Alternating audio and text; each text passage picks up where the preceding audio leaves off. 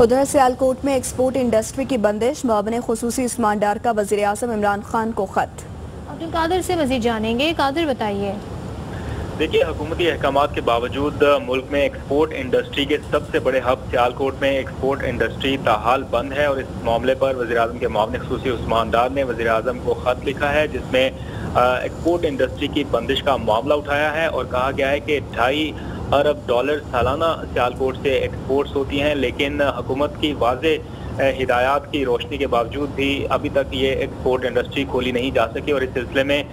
कुछ ज़िम्मेदारान की निशानदही भी की गई है इस खत में और लिखा गया है कि 2.5 लाख मजदूर इंडस्ट्री की बंदिश के बायस बेरोजगार हो चुके थे, मगर हुकूमत की जानिब से बर वक्त जो फैसला किया गया उसका खैर मकदम तो किया गया, लेकिन हकायक कुछ सामने आए हैं। कमिश्नर गुजरावाला सियालकोट की एक्सपोर्ट इंडस्ट्री खोले जाने की राह में रुकावट बन रहे हैं और गुजरावाला डिवीजन में कंपनियों को एक्सपोर्ट की इजाजत दी गई, मगर सियालकोट में इम्तियाजी सलूक बरता जा रहा है। जिला इंतजामिया के रवैये से अकरबा परवी का तासुर अयां हो रहा है। इस मामले को उठाया है वज़ीर आज़म के मुआविन खुसूसी ने और मुतालबा किया है कि वज़ीर आज़म खुद इस मामले को देखें और फौरी तौर पर नोटिस लेकर इंक्वायरी करें, क्योंकि बज़ाहिर ऐसा दिख रहा है कि कमिश्नर गुजरावाला हुकूमत के फैसलों पर अमल दरामद की बजाय अपने ज़ाती एजेंडे पर अमल पैरा हैं और सियालकोट जहां से $2.5 अरब की सालाना एक्सपोर्ट्स हो रही हैं उसको फिलहाल बंद किया गया है और एक्सपोर्ट इंडस्ट्री को ताहाल बंदिश का सामना है, जबकि फैसलाबाद, लाहौर और मुल्तान समेत दीगर शहरों से एक्सपोर्ट की इजाजत दी गई है।